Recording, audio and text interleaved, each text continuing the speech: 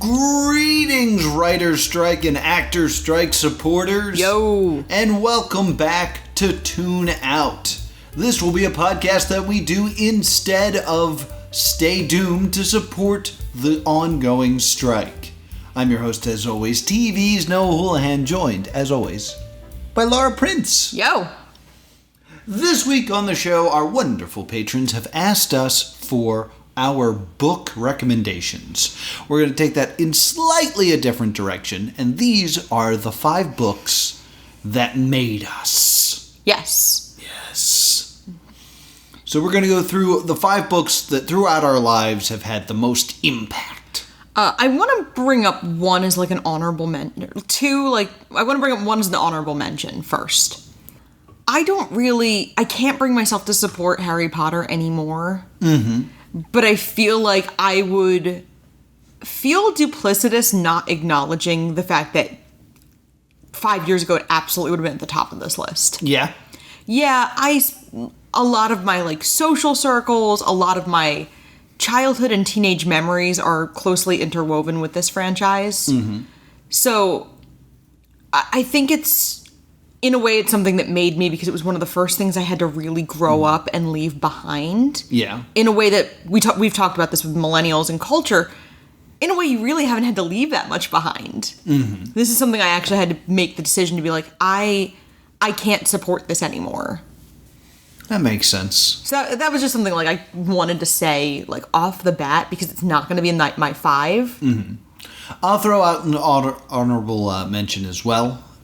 This just missed my 5, but it's a book that I love dearly, and I've read multiple times, and I'm always I'm going to read the sequel next, and then I never do, and that's The Hitchhiker's Guide to the Galaxy. Okay. It's interesting. I think if someone were to just run up to me and quickly go, "What's your favorite book?" I would say The Hitchhiker's Guide to the Galaxy, but it didn't make this list. That's fair. So let's make our way through this list. These are the 5 books that made us. So, for my first one, I wanted one from when I was a child. Okay. So, I almost picked the Animorphs as a series, but I didn't. I kind of assumed you would. I felt a little bit like that was I felt like that was cheating for some reason. To pick a whole series. Mine's going to be a full series. The first one I'm saying is a full series of books. So the one I was going to pick was Invitation to the Game by Monica Hughes. It's absolutely the type of book. It's written at a child level, so I don't think you would enjoy. But if the language was aged up a little bit, you would be all over this book. Okay, I feel like I've heard you speak about this book before, but it doesn't... I'm not sure exactly what it's about. You graduate... This is proto-dystopian literature. Okay. If you grew up to The Hunger Games and Divergent, read Invitation to the Game. Mm-hmm. You go to school, you graduate, and you are assigned a job. Unless you're not. If you're not assigned a job, you kind of get put in these, rough neighborhoods with a few other kids, and all you have is each other and, government-issued supply. So they're kind of okay, we have to stay in our neighborhood, and we have to, band together and become a family. Okay.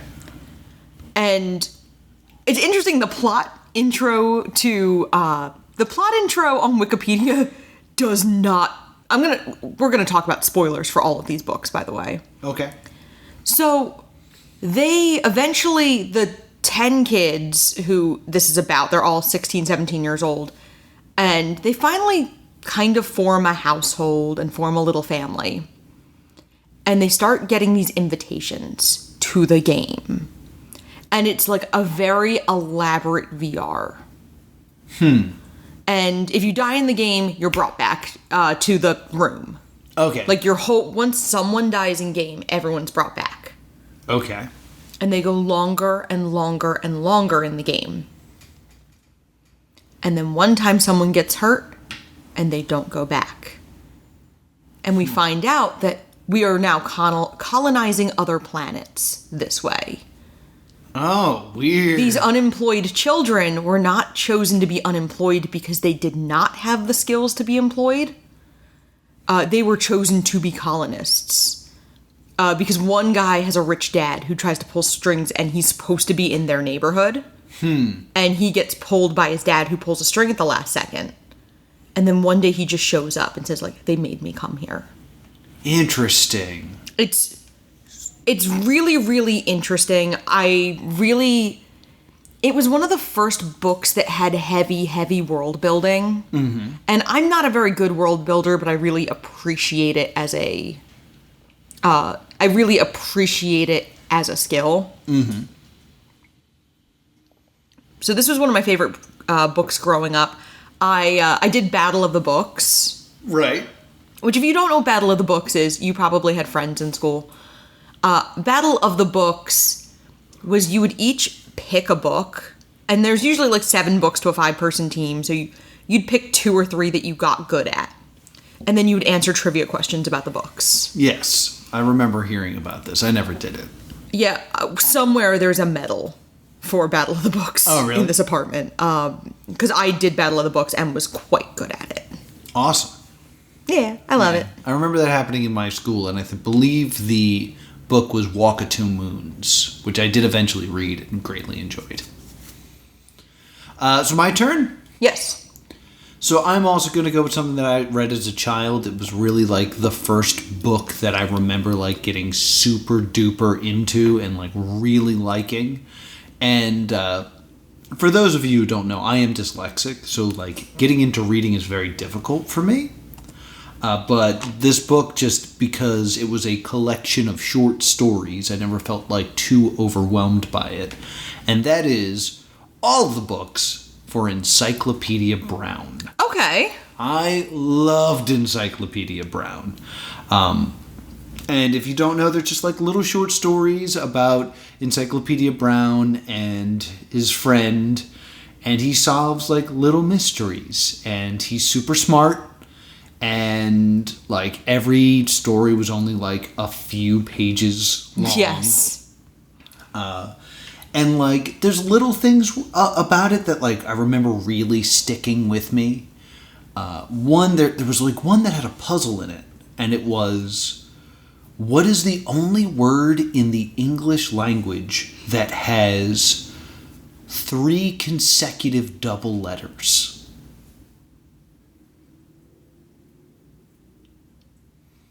Give you some time to think of that one. I can only think of ones that have 2. Because, like, I remember, like, it was like, the puzzle was, like, come up with words that have consecutive double letters, and some people came out with raccoon, some people came up with balloon. Yeah. But the best Baboon. The best word you could write was bookkeeper. Okay. And, like, the puzzle involved, like, the mystery involved, like, someone rigging the game. Yeah. That they were playing, and, like, the girl who came in second got that question wrong, but her nickname was Bookkeeper. It was weird. But, like, that little fact always stuck with me. And when I got a little bit older, we actually did Encyclopedia Brown as a play. Oh, good. I actually got to play Encyclopedia Brown. Yay. And the story was like, someone stole a necklace and then tied it to an arrow and shot it out a window. And we didn't know who did it. So Encyclopedia Brown, or me in this case, walks by the steps and goes, I know where the jewelry is. It is a short flight away. And the one guy goes, well, then go outside and get it. And that's an admission of guilt, because most people would think flight of stairs, not flight of an arrow. So he must have had, like, extra knowledge. And it was great because it was the first show that I did where there was crowd participation. Okay. Because it would end with me going, I know what happened, but do you? And then I would have to, like, talk to the crowd. And, like, some people would make guesses. And, like, there was one time I remember where nobody had a guess. And, like, it was just silence. And I just instinctively went, look, there's a certain amount of time we have to fill, so someone needs to guess something. And it was like the first like little bit of stand-up I did. So that's why Encyclopedia Brown means so much to me. Aww. That's so cute. Thank you. What's your second book? So my second one, I'm trying to decide what order I want to go in. Mm-hmm. I'm kind of going in chronological order of when I read them. Okay.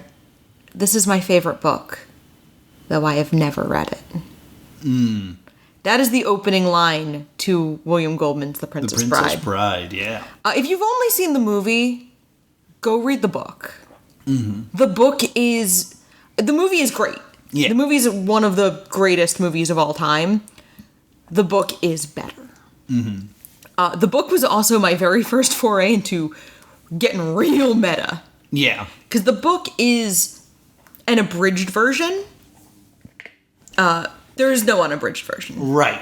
It's William Goldman abridging the book his immigrant father read to him. Mm-hmm. And when he finally reads it as an adult, he realizes that his father had left out a lot. Mm-hmm. And that there's a really good reason his father left all of it out. Because S. Morgenstern, who he claims wrote The Princess Bride, wrote a bunch of, like, contemporary political satire and boring fashion notes and left no detail to the imagination. And so he edits it down to, quote, the good parts version. Yeah. And in this version, there's also a frame story of him trying to get the movie made in the edition I have. I have a slightly later edition of the book. It's also one of the few books I've owned multiple editions of. Right. My first copy died in a tragic home ec accident. We spilled high school home ec mac and cheese all over it. Which is, you know. Yeah, I need to read that because The Princess Bride is credited as being the first piece of unfiction or ARG fiction. There's a piece from this book that, even though I haven't read it, I know this one scene that lives up in my brain where Wesley, you'll probably know this part, Wesley falls down a well of some sort and he yells up to Buttercup. Don't come down. And Buttercup can't hear him, so she jumps down. And she's like, what did you say? I said, whatever you do, don't come down here. And she's like, well, we can just climb out. And he just says, I'm tired, Buttercup. And that, for some reason, that line lives in my brain. Yeah. I'm tired, Buttercup. Well, because we don't usually get to see the dashing hero need a minute. Yeah. Which we get a lot, actually, with Wesley through the book. Right. Through the book, we get even more. Mm-hmm.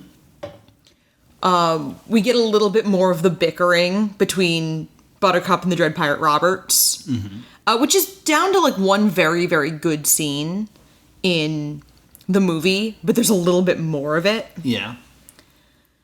And it's fantastic. We don't have the same...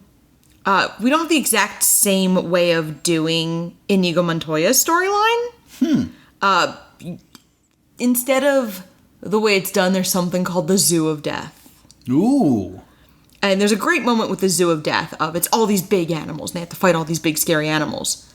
But if you get through all of those, there's a poisonous spider in a keyhole, and no one's going to get past that.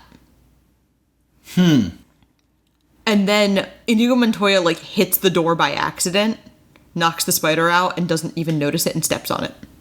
But for wonderful. Like 6 pages, it was like he was 50 paces from death. Oh, he was 25 paces from, and then he just accidentally stomps it. Like, he doesn't even, like, make a conscious, like, oh, I've killed the beast. It's like ew. That's great. That is great. An incredibly beautiful book. And it's, I then also had another version of it that I wrote in and lent to somebody who lost it. And now I have, like, a fancy one. Yeah. So I've had multiple copies of this book over the years. It was one of my all-time favorite books. It's one of two I had a written-in copy of. The other one being The Perks of Being a Wallflower.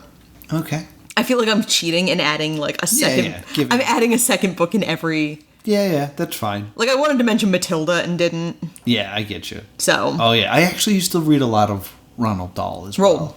Ronald. Rolled. I've read Ronald. Okay. Fair.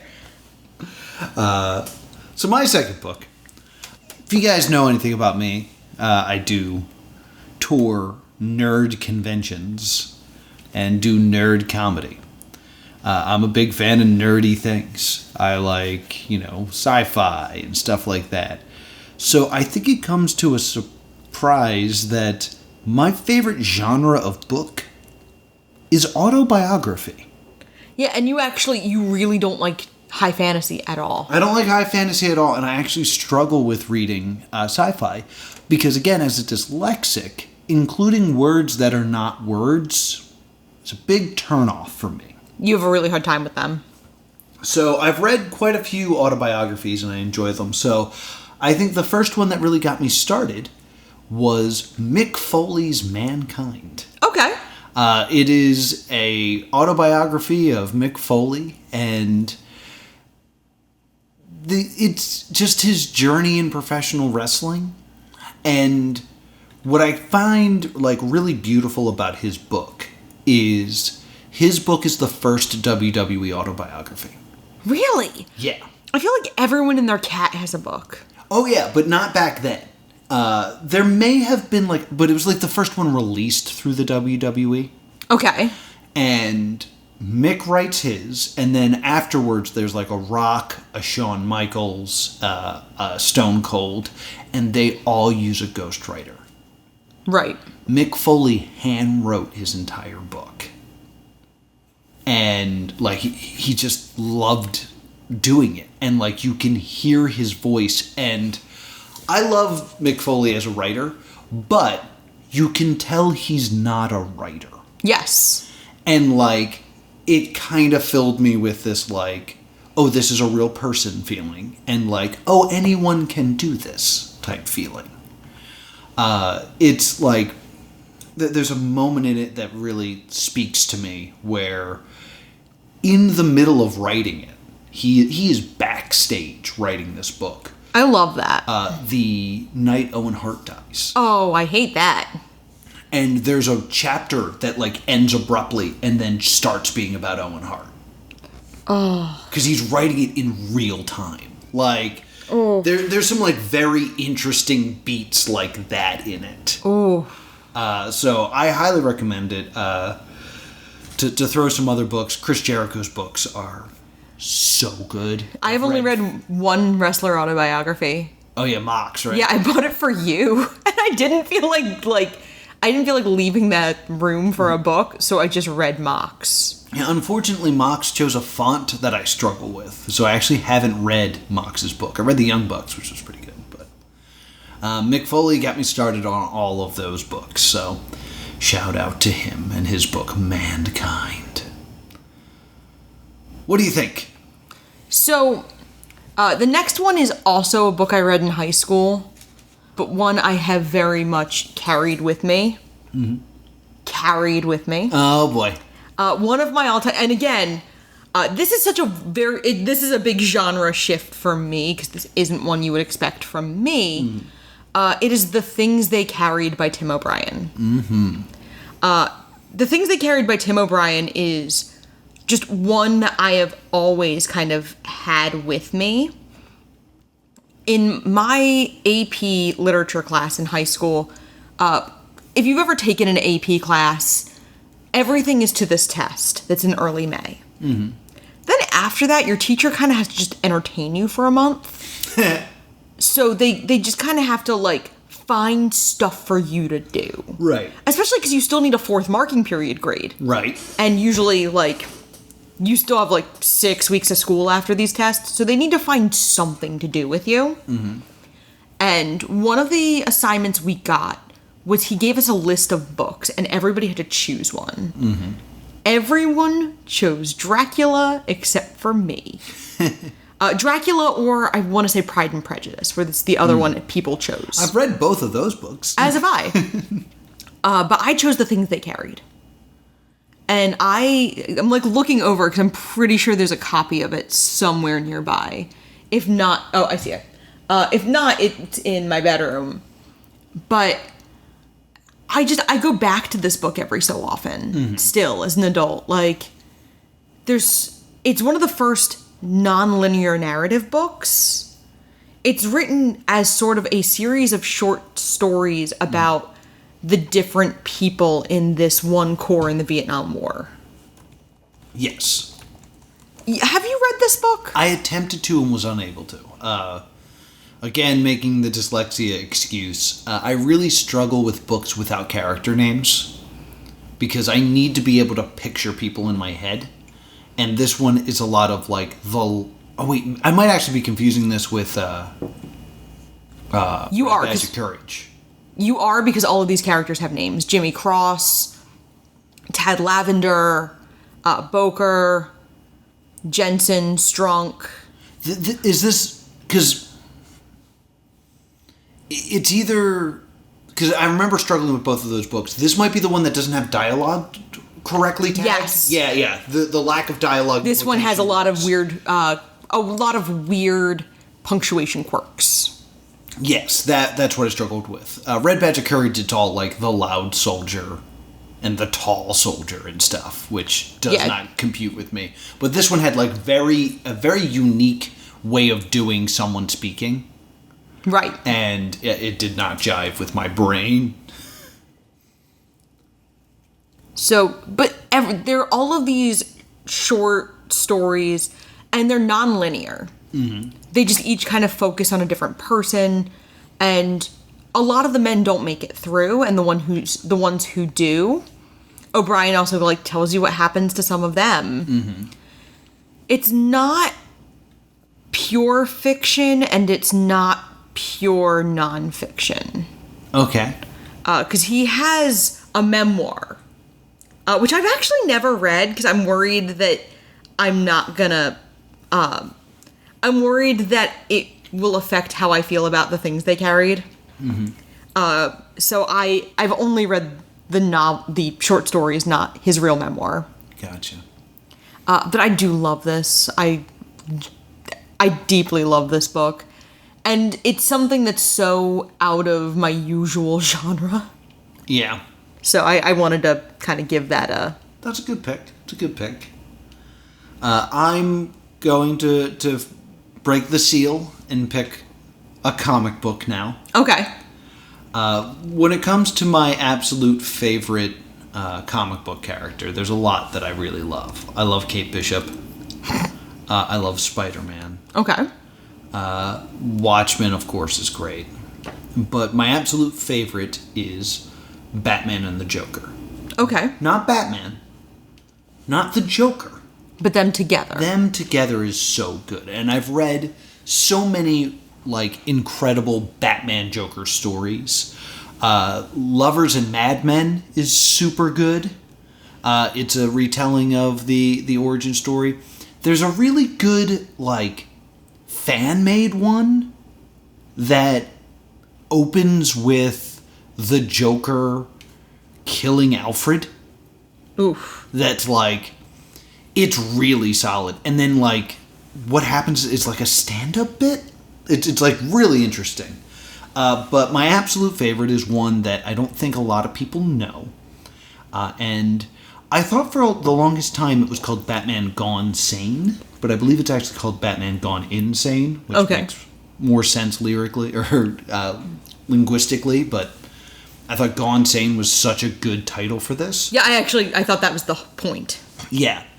If you want to read this, skip ahead 5 minutes in this podcast. But the tale of Batman Gone Insane is...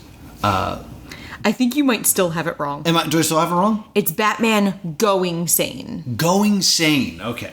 Going Sane. So it is the tale of Batman and the Joker once again at each other's throats. But this time, the Joker kills Batman. And without Batman, there doesn't need to be a Joker. So the Joker just like tries to figure out what to do with his life without Batman. And he just becomes like a normal guy who, like, finds a girl he likes, and they listen to old, like, 1930s, like, radio plays. And he just kind of becomes this normal dude. If you want to read this, move ahead 3 minutes in this podcast. So, Batman, of course, doesn't stay dead. Yeah. But, like, they always use the phrasing, he killed me. It's not like, oh, he thought he killed me. Batman, like, refers to himself as someone who had died. Yeah. And when he, like, comes back and he's, like, nursed back to health, he knows that the Joker is gone. But he's Batman. Yeah. And he's the great detective. And there's this great moment where he's just kind of like, please, Joker, make it so I can't find you. But because he's the great detective, he finds him. And it's this great telling of, like, Batman needs the Joker and the Joker needs Batman. And without, you remove one, you remove both. And this idea that, like, Batman sees, like, to Batman, Gotham City is a living body, and he is going to destroy any anomaly that's in it. But he doesn't realize that at times he's just picking a scab. Yeah. And, like, he could have just let it heal on its own, but he can't do that because he's Batman. I mean, like, it's such a good story. Like, using the Gotham City as a body analogy, the idea of, like, some of the Rogues Gallery being a cancer, but Batman's the radiation. And you know what radiation can cause? Cancer. Yeah. So, yeah, I dig that. Like, just, I've always been against Joker without Batman. Like, I saw the Joaquin Phoenix movie. I thought it was okay, but I don't think it's the Joker. Okay. Because the Joker needs Batman. Because I got into an argument on another podcast about how this relationship is better displayed between Spider-Man and Venom. That Venom can't exist without Spider-Man and Spider-Man can't exist without Venom. And I called him a crazy person. Because Batman and the Joker, I think, is a more iconic pair than Batman and Robin. Yeah. So that's my pick. Okay. For my next pick, I've gone back and forth and around on this. It turns out the pattern I'm seeing here is that I love books that have weird formats. Okay. Because I was like, I want a Stephen King book on here, because I've read a lot of Stephen King. And at first I was like, I'm going to do the Dark Tower series. But then I was like, there's like 3 books in that series I do not like very much. The Drawing of Three took me forever to get through. And the 6th one, not the last one, the 6th one, Song of Susanna, took me forever to get through. So the Dark Tower ones I loved, like Wolves of the Kaya, Wizard and Glass, and Dark Tower in particular I really enjoyed. Yeah. But I'm gonna pick Carrie. Ooh, Carrie's great though. Carrie, I read this very, very young. A lot of these, because we're talking about the books that, like, we feel like made us who we are. I'm focusing a lot on books I read fairly young. I was a bullied kid. Yeah. And, like, there was a lot of baggage for a bullied kid to read Carrie.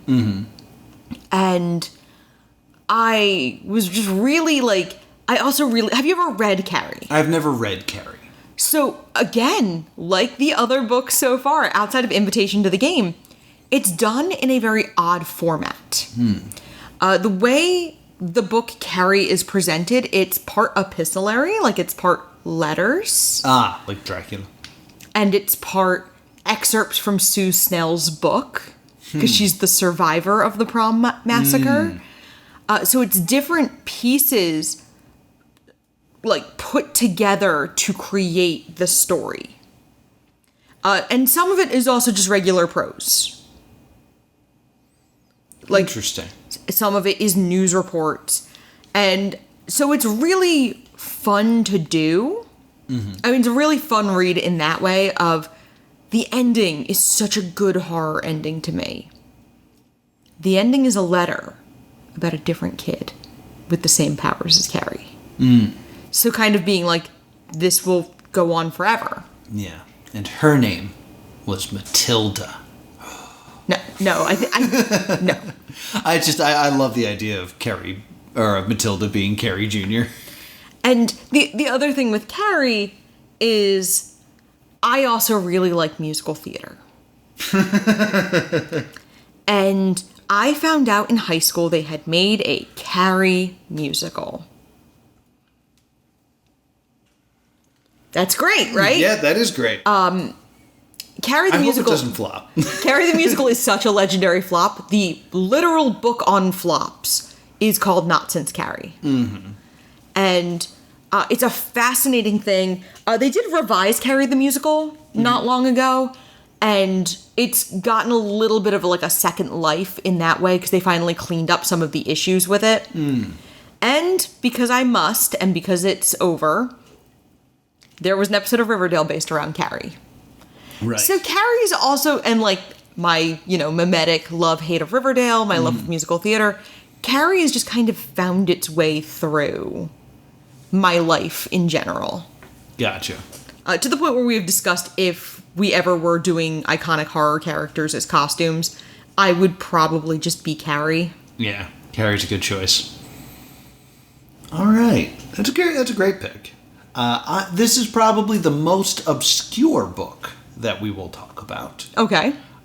This book, came out of nowhere in my life and has really, left an impression. It is Erica Austin's Against the Grain. Okay. It is a comic book about a little girl who is not your typical little girl. Okay. She likes, laser swords, and she's nerdy, and, it's a very day in the life. It honestly might have started its life as a webcomic. Okay. And then has been printed. But, one of the stories I remember is about her writing a story for class and getting a low grade because it was weird. And I love the story. I thought the art in it is fantastic. It's very slice of life and very relatable. But the reason it really sticks with me is I was performing at C2E2 in Chicago. Okay. And while I was walking the con floor, somebody ran up to me and just said, "Here, take this," and threw it in my bag. And I always talk about this book whenever I get the opportunity. And there's something kind of nice to me of that moment at a Comic-Con is something that happens all the time. Yeah. Where it's just here, take this advertisement, here, take this flyer, here, take this book. The person who wrote this has no idea that I am constantly singing the praises of this book. Aww. I'm upset with myself that I never bought the next volumes of it. But it is an absolute fantastic read and something that I really hope more people pick up. And I've always been inspired by the hustle and knowing that sometimes the hustle really pays off because it affected me this way. And I always kind of give back and say yo, read this if you get the chance. 'Cause it's great. Aww. Yeah, wholesome. Laura, your final book. So for my last book, I love a specific genre. Food memoirs. Mm-hmm. And I read this book pretty much once a year. It's about a woman who torches her entire life, runs away to Paris, and gets a degree from Le Cordon Bleu, called The Sharper Your Knife, The Less You Cry. Yeah, I know how much you love this book. And it's become this double, it's a book I own, because I eventually just bought a copy of it instead of getting it out of the library all the time. And it's also one of the first books I grab if I'm going to travel, and I don't know that I'm going to have a lot of time, but I want to have a book. Because I've read it so many times that if I pick it up and I don't finish it, I know what happens. Right. So it's also just been with me for a lot of, like, you know, we took a big friend group trip to the shore. What book was I reading? That one. So, like, you know, on the plane, on my honeymoon, what book was I reading? That one. So it's kind of become this ultimately comforting book in my adulthood. Because I used to love the book Julie and Julia. Right. And I still really love the movie, and I still find the movie deeply comforting. But every year, I know she passed away, and we're not, like, supposed to speak ill of people who have passed away, but how Julie Powell writes herself. I didn't know that she passed away. She did, she passed away this year. Oh, that's unfortunate. The way she writes herself, I can relate to less and less every year, and I like her less and less every year. I mean, like... She has this incredible, patient, kind husband who, if you read the sequel, she cheats on. And it's very hard to be like, oh, he's really nice to you in this whole book while you're kind of a jerk. And then you cheat on him once you get famous, and it's tough to... I mean, like, the problem with books is they don't grow. Like, but you grow around them. Yeah. So, like, yeah, I mean, I made this comment a few years ago where I decided I was going to start a Buffy rewatch, and I went, oh my god, I'm relating far more to Giles than I am to Xander now. So, like, the book will offer new things to you as you grow. Yes. Because you see them differently, which is cool thing about books. God, I want to write my book now. Yeah, this made me really want to write. I've been perpetually working on this novel that I really don't think I'm ever going to do anything with, because now it's to the point where, like, if someone said something bad about it, I think I take it really personally. And I have actually been on and off working on a book version of Stay Doomed for years. Yeah. Then we keep watching more stuff, and then I keep adding more stuff. And there's, I'm digging back through our archives and re-listening to put in pieces. I literally quote us at one point. Yeah. During the Superstar USA chapter, which I wrote fairly recently. But books, like, I didn't really have any real true nonfiction, because even the food memoir, while nonfiction, is written very much like a book, like a story, like with quotes and whatnot. Right. I did really enjoy Mox, which was a nonfiction book I read. I have my to-be-read pile is embarrassing. I have so many books, because I think the last book I read was called Action Park. And it was about, it was written by the son of the man who owned Action Park. Yeah. And what it was like for him to be a teenager with a run of Action Park. Right. He worked there and also, like, kind of just spent all of his summer there because his dad owned it. And if you like theme park lore, I highly recommend that book as well. Of course. It also just makes me want to read. Yeah. Yeah, it makes me want to, like, go into that giant to-be-read pile and start. Yeah, I recently discovered I still own and have not started Michael J. Fox's autobiography. I was like, I should probably... You've had that for a long time. Yeah, I put it somewhere to get it signed by Michael J. Fox, and then it never got signed, and then it never left that bag. Yeah, so, that'll happen. So my final one. I was a huge fan, believe it or not, in high school of Tuesdays with Morrie. Okay. I really loved Tuesdays with Morrie. And, like, it was something I had to read, I think, for, like, a summer reading. And absolutely adored it. So when I graduated high school, a good friend of mine, who, he's like my dad's friend, but, like, he's kind of like an uncle to me. Yeah, family friend.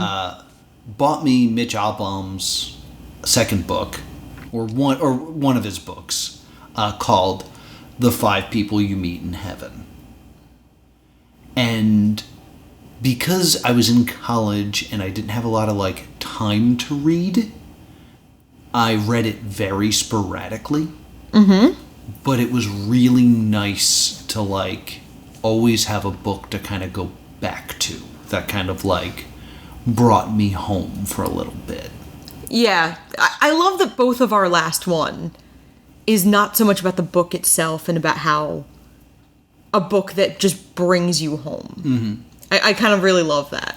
And, like, there's the image of the one character's wife, like, is burned into my mind, and I've always been so amazed at how clearly I see her for written word. Because I recently saw something like, what do you see when you read? Is everything crystal clear? Is everything dreamlike? Is everything, like, abstract? Or do you just read words and don't picture anything? And for the most part, I would say that I'm, like, abstract. But for some reason, there's, like, a sequence in that book that, like, I see everything. And it stays in my brain. And, like, I just remember, like, little writing things of, like,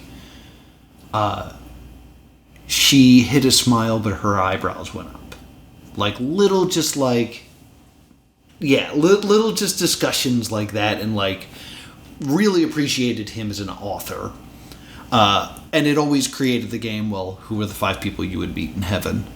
And to end this on a very silly note, when I went and saw Kevin Smith speak, yeah, somebody asked him that. And he had clearly not read the book. Right. So he was just like, when I go to heaven, I only get to meet 5 people?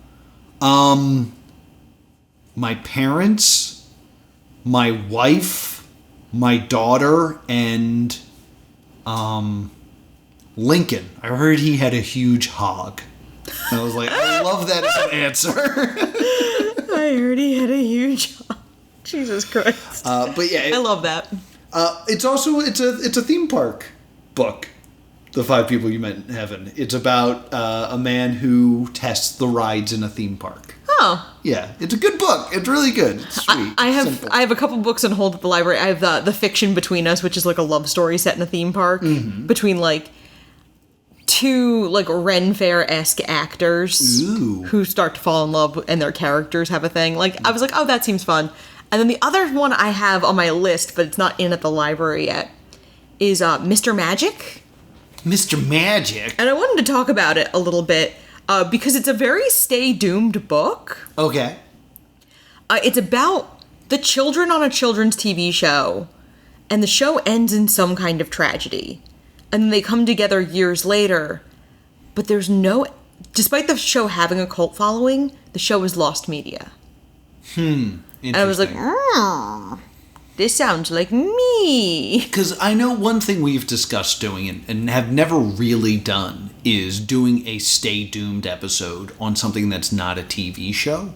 Yeah. Like a book that was clearly supposed to be a series, but there's only one book. A movie that was clearly supposed to launch a series, John Connor from Mars, but there's only one film. A video game that never had any sequels and stuff like that. And that's just always been on my mind, is to actually sit down and do that one time. But then we'd have to sit down and read a book, and I'm bad at doing that. It's tough to knock out a book and have content about it in a week. Yeah. So that's a little bit of a challenge. Yeah, exactly. But yeah, I love reading. I wish I did it more. Mm-hmm. I used to be the kind of kid who could just... I remember being the kind of kid who would come home from the library with a stack like that size. Yeah, I'm looking at your books now. In my tiny little arms, and I would, in 2 weeks, bring all of them back. Yeah. Because in 2 weeks I would have read all of those. Yeah. Like, I was just like a little tiny troll in our young adult section of our librry. Well, there was the one year you read 75 books in a year or something? I actually pulled that up to see. I read 37 books and 17 graphic novels. Yeah. So I read 54 books in 1 year. Yeah, because I remember you going for 75, but then you picked up Game of Thrones, and you were like, these count as 4 books. Yeah, Game of Thrones ruined everything as far as that goes. And it was a lot of, graphic novels. It's like, sure is a lot of Batman. It's literally out of the 17 graphic novels, 1, 2, 3, 4, 5, 6. I pulled up the list. 7 of them are Batman or Batman adjacent. Yeah, I find... Oh, Avengers Arena. I forgot how much I liked Avengers Arena. Yeah, we never finished that that series, though, right? We only had the one book? Or did we get the rest of those? Because I remember I read it and was like, this is great. And then all of a sudden it was like, this book is over. Where's the rest of it? I read 39 books, because there's 2 on the list that say next up, and I know for a fact I've read both of those books. Oh, yeah? That's fun. Yeah, Slimed and Allegiant. Ah. Yeah, because admittedly, with a lot of these books, this was when I commuted by train. Mm-hmm. And when you were commuting by train, I'd have, 45 minutes a day of train. And I didn't have a smartphone yet. Yeah. So I would just read, and I miss that desperately. I miss the ability to just take 45 minutes in a day and read. Mm-hmm. Now if I'm sitting there, I'm like, oh, I should really be doing X, Y, or Z. I'm gonna start reading more. I have tons of books. Oh, Etiquette and Espionage. Oh, I loved that series. So that's going to do it for us here in Tune Out Studios. I read a lot of John Green that year. Maybe we can do this again just for comic books. Yeah, because there's a lot of comics I want to talk about, so... Yeah, I didn't do any graphic novels because I almost felt like they should be their own episode. Mm. Well, I didn't want to pretend like comic books aren't books, so I included 2. No, I did Watch Mojo Rules, where I try to... You just try to make as much content as possible by making arbitrary rules? Yes. That's exactly what I meant by Watch Mojo Rules. Yeah, that makes sense. We aren't sure what we're doing next week. Because we always have to kind of figure out, one, we talk to the patrons, and our Patreon helps us figure out what we're doing for this very weird era. 2, it's hard to plan too far out. Yeah. Because maybe the movie producers will start wanting to pay people. Yeah, hopefully. As usual, we stand in solidarity with the Writers Guild and SAG-AFTRA. Woo. We hope that you guys are able to get what you deserve. Yes, indeed. Which is money. Yes. Lots of it. Where can people find us? You can email us at thestaydoomedshow@gmail.com or on Facebook and Twitter @StayDoomed. And if you want to talk to me about your favorite Encyclopedia Brown mystery, I'm at +2comedy on X. If you want to talk about Animorphs just for any reason, because I didn't talk about it, but I went through an Animorphs phase that was very significant, I am at Priorities on Twitter and Glitter and Glow Tape everywhere else. Until next time. Tune out!